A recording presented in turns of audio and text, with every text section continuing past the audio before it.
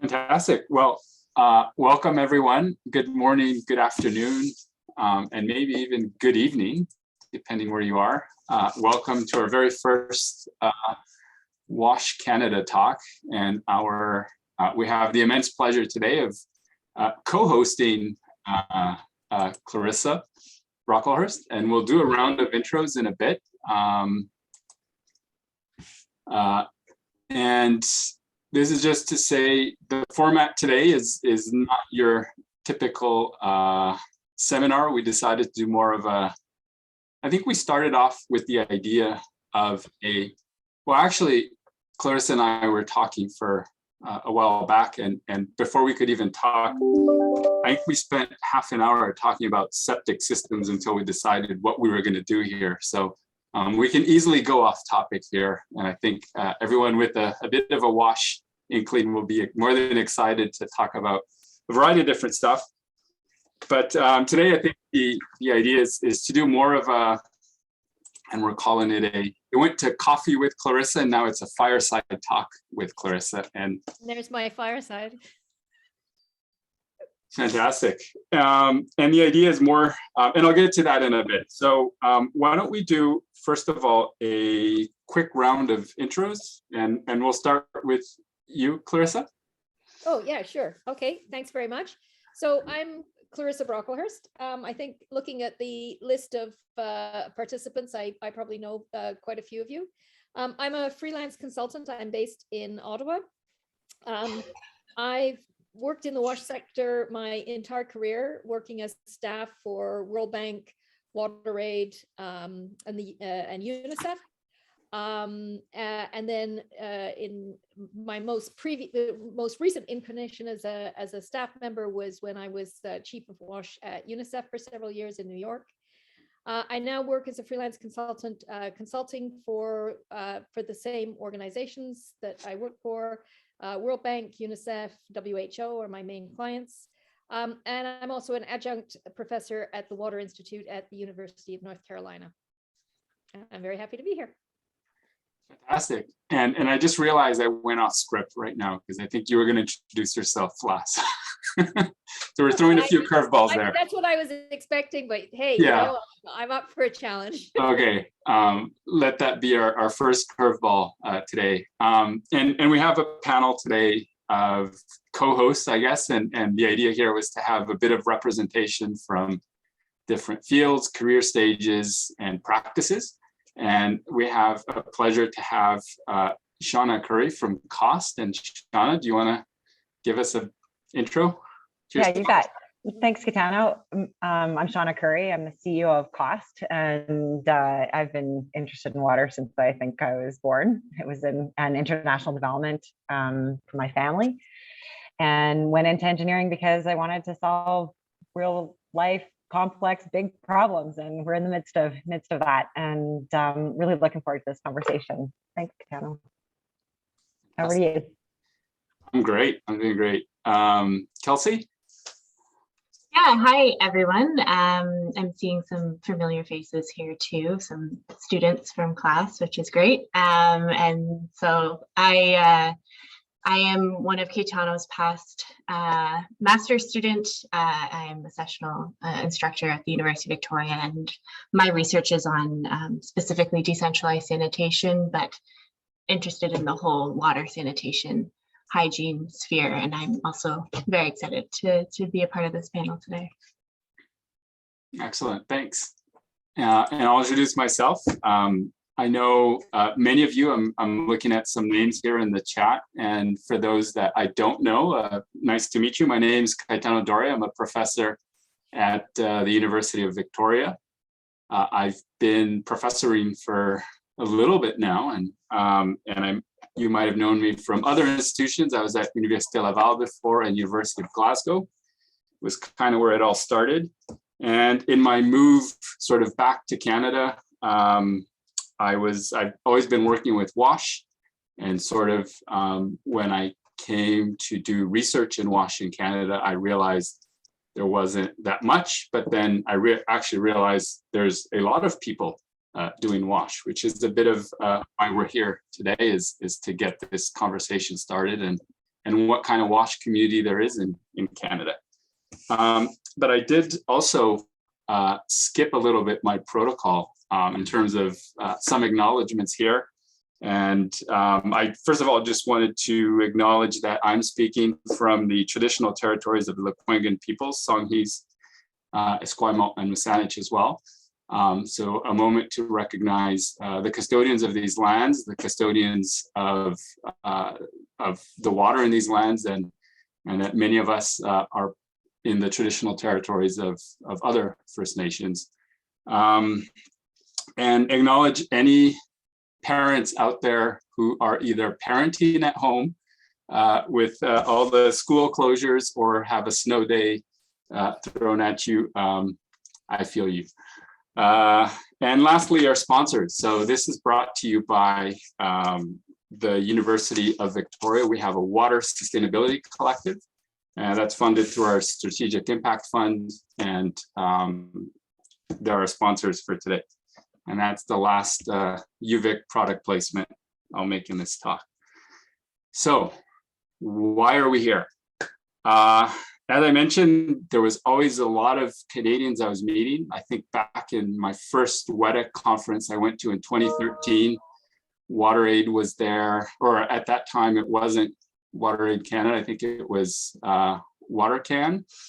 And Cost was there, and as I've been going to these conferences, so for example, in 2018, the other WEDC conference, meeting more Canadians. And then after the conference, I see Susan Elliott from Waterloo is here. She was at the conference and I didn't even know that. So there's just a lot of Canadians out there, or just people based in Canada that are doing WASH. And I have a feeling always we're punching above our weight, but we don't know of each other. We don't talk to each other. And that's sort of the idea of today. So it's just to start a conversation, and I thought no one better than Clarissa to kick us off on this path. I'm sorry for some of the last minute invites. That was also because I wanted to get the right people in the room, and some of these came a little late, but maybe we'll start with a really tough question, Clarissa. And one that's been on my mind for ages. Is WASH with a capital A or a lowercase a? Let's settle that once and for all. Yeah, so there was a whole Twitter battle about this recently. Well, I'm very much in the capital A camp because it's easier to type. Once you're at it, we'll just keep with the caps. That's how lazy I am. That it also rolls off the tongue. I find that it's easier to explain to people outside the sector if we turn it into a word that they can understand. So I'll be interested to hear. Is there outrage in the chat? I'm looking for outrage in the chat for people who want the A to be small. Yeah, I'm just glad my capital A has been endorsed. So I'm new. I'm literally wondering, was this accidental branding, or is the A significant for a reason?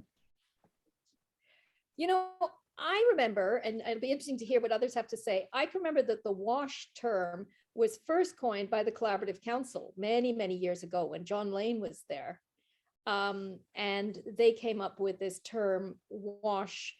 And again, it was mostly to be able to bring it all together for people outside the sector, I felt, and to brand the sector. I don't know if anybody else has as long a memory as I have.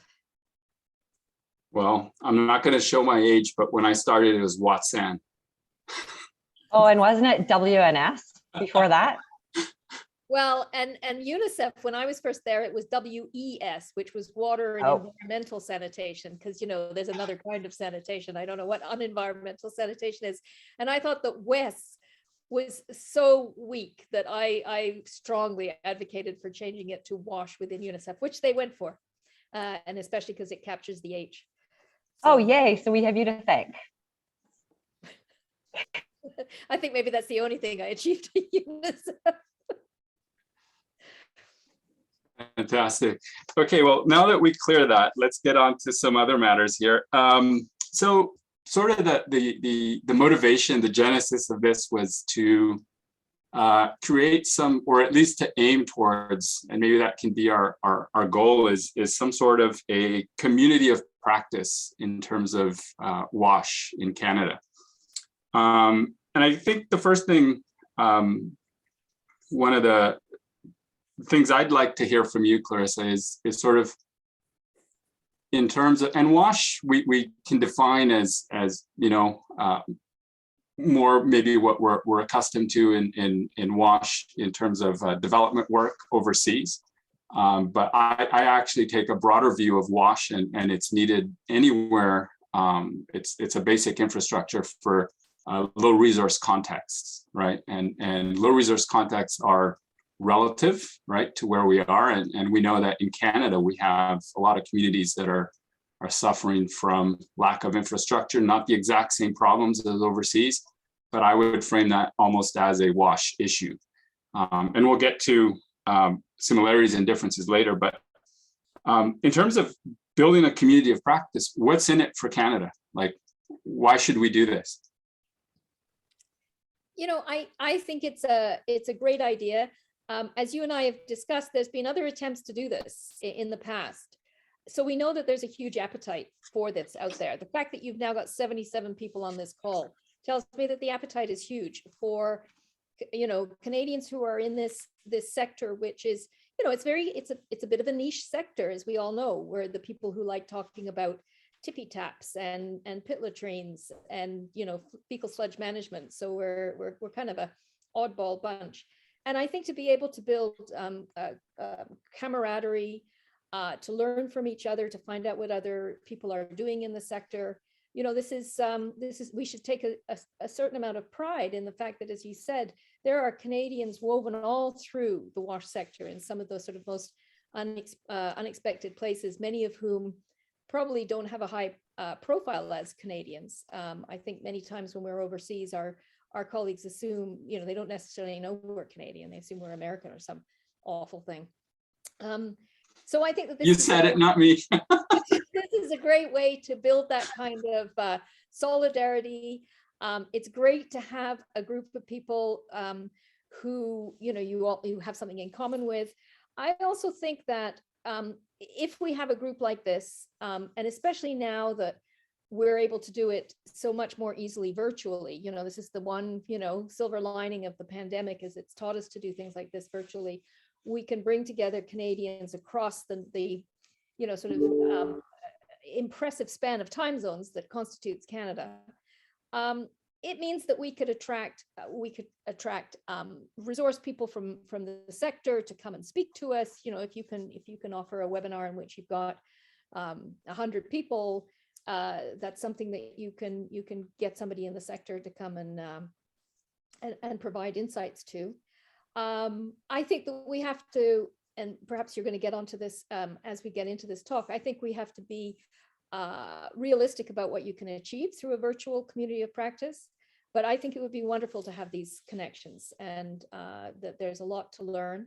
I think also, and coming back to something that you just touched on a minute ago, I think as Canadians, there's a particular issue that we struggle with that many other people, other nationalities in the sector don't, which is, I'm sure that everybody on this call at some point is asked, if you work on water supply and sanitation, why aren't you doing something about Indigenous communities?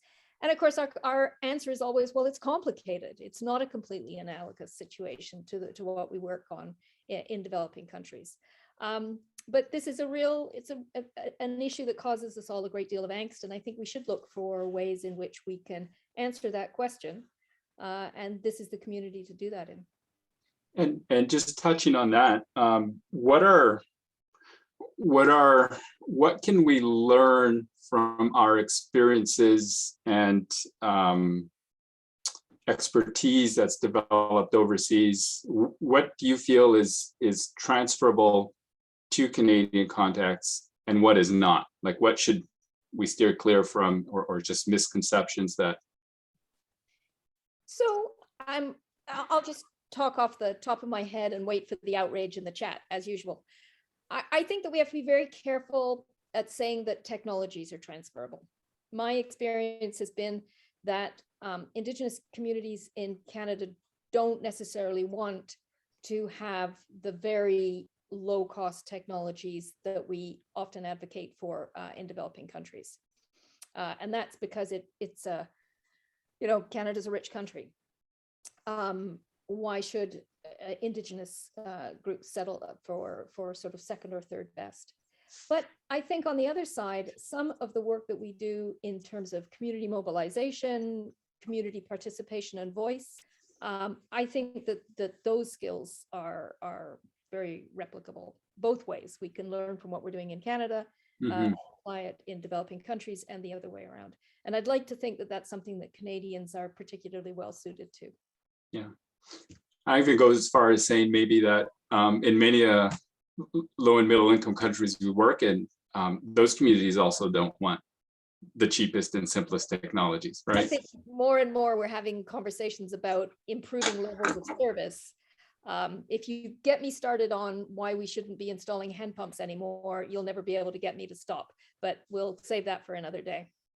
Okay, when we get our Wash Canada on demand Netflix, we can start a whole series on that, and we can binge watch Clarissa talking about why we shouldn't do hand pumps, and I'll even do season 2 with septic tanks.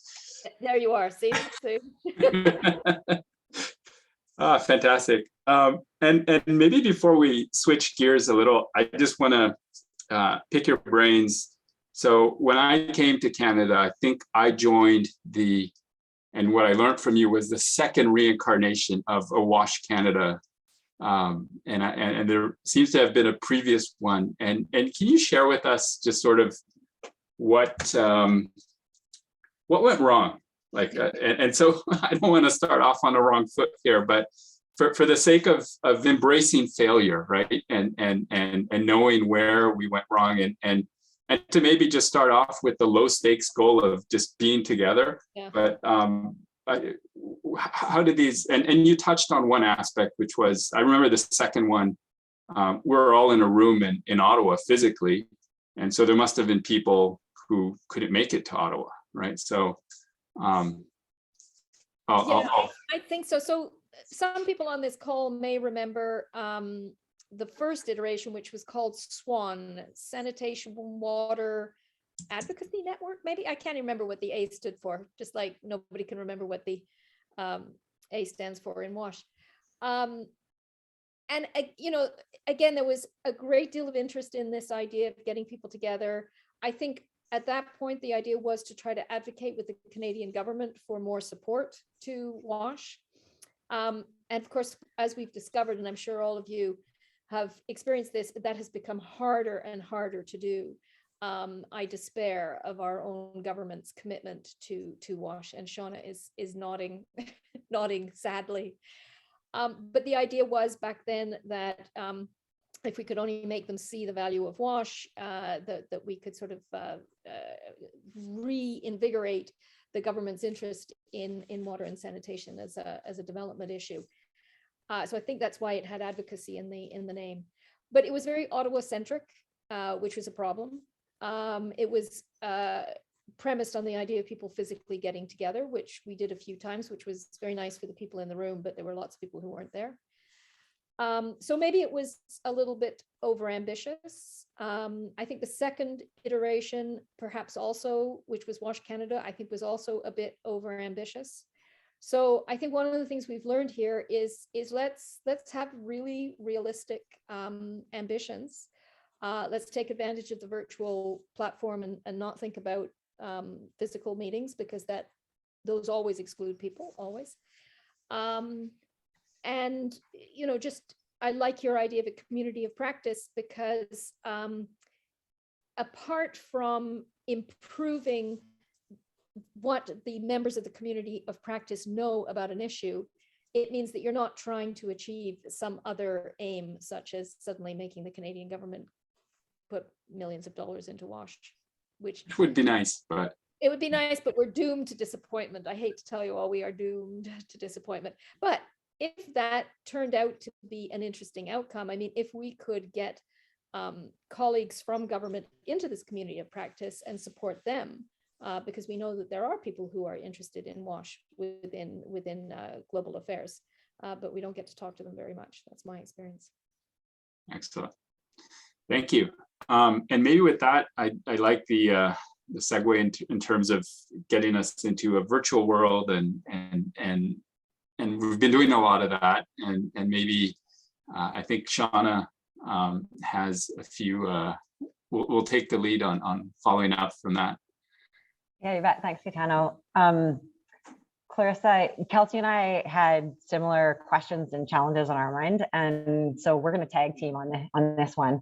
I've been really concerned. I think like one of the big challenges on my mind is how do we develop the practical skills and knowledge at this time. And just to put a bit in context, is a couple of weeks ago, I met with a fourth-year engineering student who has been online for the last 2 years, has done one lab in the course of that recently, and there were only 10 of her peers that were in that class. And I think back to my own engineering degree and how the hands-on, the labs, the practical were such an important part of it. And I worry about it for Calgary, for our municipality, for our water and sanitation, for Canada, for what that means globally. And then hand in hand with that is towards the end of last year, we had thousands of people getting online and taking introductory level training discussions online. So for example, we had a webinar series where around 250, 60 manual pit emptiers were online, connecting, getting some introductory training and connecting with each other and talking about some of their challenges, which is fantastic that we had that online. But them and people in Venezuela who are looking for solutions for their drinking water quality, and they're wanting that next step. And so a big question for us is how, like, at the end of the day, water and sanitation is practical, it's hands-on. And for us as staff or the people that we're training, I need a refresher and to be able to do that. And so I'm just really interested in what some of your thoughts are, your reaction, your experience, and some of the direction we could go with that. And Kelsey, you want to share your perspective, experience? I think it's really interesting as well, and complement it for Clarissa. Yeah, I think just building on that, kind of I'm a recent graduate from a master's program, and I think I'm in the same boat as a lot of folks my age. We're really passionate about water and sanitation. We're passionate about it in a Canadian context and also in an international context as well. But I think something I struggle with, and I know other people in my position struggle with, is what are the steps for me as a young professional to be able to build my skill set to actually contribute in a meaningful way? Because I feel like you finally get through your degree and you're like, okay, now what? And it's like that missing link between theory and actually like putting it into practice, which I think is just such a challenge these days. Yeah, I think it's a huge challenge, and I wish there was a clear answer. I think we really have to acknowledge that it's a problem for a number of reasons, and I think it was a problem even before the pandemic. So one of the things that I've noticed, and I'm sure many other people have, is that the opportunities for young professionals to get the really important experience, sort of baseline overseas experience that they need to understand the sector, to grow in the sector, to become, sort of fully formed professionals, that has been harder and harder to get.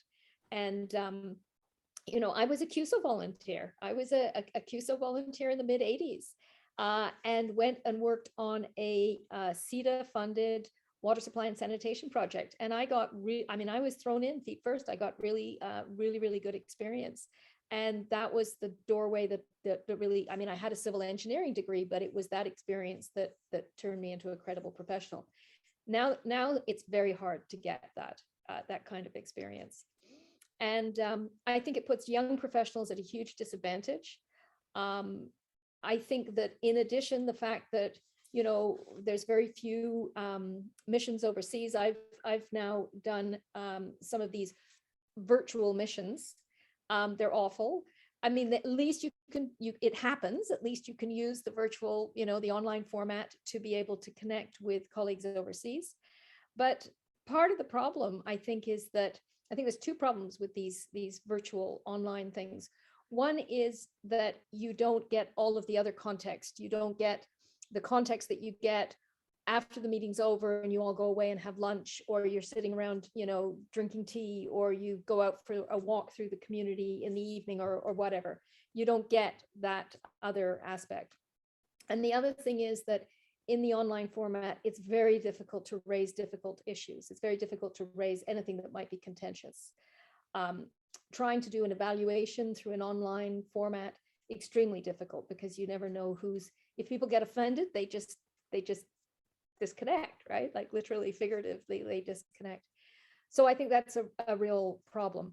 I think the only silver lining here is that many of my colleagues report that they're seeing their local counterparts really step up and start to play many of the roles that were played by international professionals in the past, and doing it very, very well. So this is something that, you know, is overdue, and its time has come. So that's great. And I think in many ways, I was talking to a colleague of mine who works for a big consulting company, and said that he would always travel to a country when they had to write a proposal for something in that country. He couldn't do that during the pandemic. His local counterparts were writing proposals, and they had a higher success rate. They were more likely to win. So this is a real lesson. He said, that's it. I'm not going to travel to do these proposals anymore. We learned that lesson. But still, you know, even though there's that benefit, I think we're still losing hugely on being able to build that local capacity. Either people like you, Kelsey, going overseas and actually learning how to work in that situation, but also building, if we want to do capacity building with local staff, there's just a real limit to what you can do through the online format. So we're going to have to try to address that. I hate to think that there's a whole generation of young professionals for whom gaining this perspective is going to be so delayed. This might be an advocacy issue with the Canadian government. I feel the Canadian government, if it wants to build up a strong showing within the WASH sector globally, they should be investing more in the kinds of programs that give young professionals experience. And that's something that's just basically disappeared. Thank you, Clarissa. So no silver bullet solution here, but I think it's a really great nugget for us to be focusing on potentially in terms of a part of the conversation that we continue as a group. I know, Kitana, that's part of what you launched. Why you launched this was for us to be able to have conversations with each other, build that community practice, to wrestle with this a bit. Clarissa, I'd like to draw your attention. There's one question that's popped up in the chat, which is directly linked to what you were bringing up, and I'd be interested in hearing your response to Carl's question here. If you want to take a look. So what's he saying? How do you balance getting recent grads from candidates that are hands-on experience with the idea of keeping resources towards local organizations and focusing on training local capacity?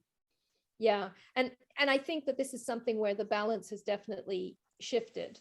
You know, when I was a CUSO volunteer, CUSO was probably sending people to do things that would have been much better done by local professionals.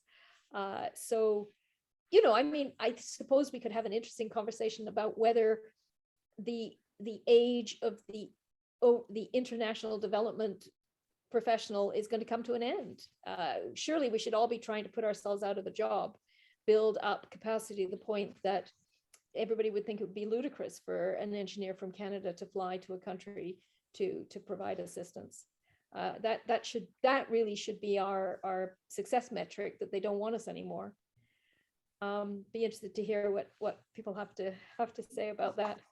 So I do think that we have to, one of the skills that we should be ingraining into young professionals is the fact that that's their job, is to put themselves out of a job, to be the sort of the last in the line.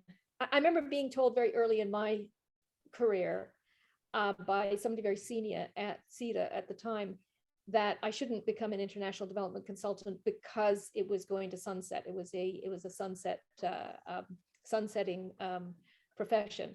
So here I am. I'm almost at retirement age, and I seem to have made it this far. So that's not a very good sign for the sunsetting of our profession. But this person who said this to me was correct. It should be a sunsetting profession.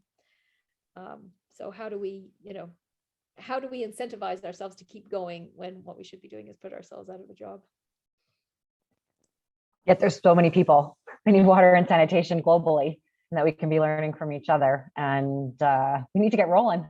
I mean, we have been, and I think Kitana, get rolling with far more humility than we've had in the past, right? I think good one. The way that we go about it has changed, from being the idea of the international sort of savior coming in to tell people how it's done, to playing a very different role of capacity building and sharing. And I see more and more South-South learning, and sometimes it takes a development organization and development funds to make the South-South learning possible, but it is the South-South learning that is the more interesting than the North-South learning.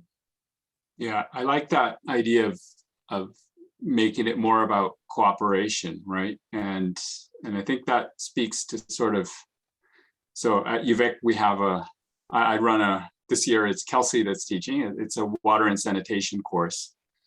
And I think on the first week of class, I tell students, like, everything you're going to learn this term, if you spent 2 weeks in the field, you'll learn more than what you'll learn with me in these next 15 weeks, right? But also one of the most important things you'll learn once you go to the field is that likely the solution is already there, right? And so that's where cooperation comes into play, because it's not about bringing your biases and solutions. It's already there, and what can you do to help in that perspective, right? Or even just learn and observe if that's what you're there for. Yeah. So here's a provocative thought. Many of us, I'd be interested to hear in the chat how many people fit into this, find themselves with sort of a foot half in the humanitarian work and half in the development work. Certainly when I was at UNICEF, the WASH section at UNICEF did both humanitarian and development work. And UNICEF as a whole, if you look at UNICEF's WASH expenditures, they're about 50-50 in humanitarian. And of course, the mindset in humanitarian is extremely different, right? You're going in, you're trying to get in quickly, you're trying to save lives, you do whatever it takes to stop people from dying due to a natural disaster or conflict or displacement or whatever it is. We use different technologies. We don't spend a lot of time sort of dithering around about what to do. We go in already with an idea of, what kind of technology you're going to put in or what you're going to do.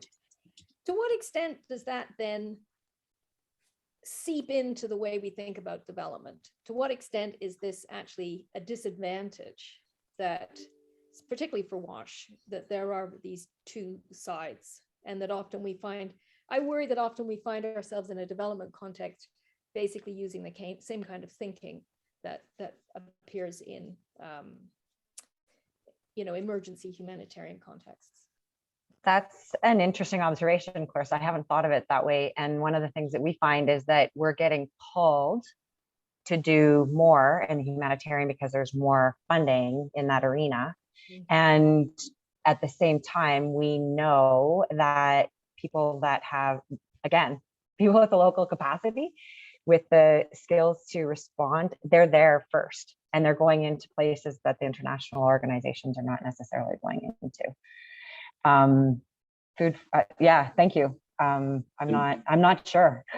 And that's interesting because then you have these humanitarian crises, which maybe what first comes to mind is these rapid onset events. But then you have, I don't know, humanitarian crises that are chronic and prolonged. Like the average age of a refugee camp is 17 years, right? Is that still rapid? No, right? We're in a totally different ballgame, but the context, the funding streams, everything is different, right? And the success metrics, I think, are sort of all wrong.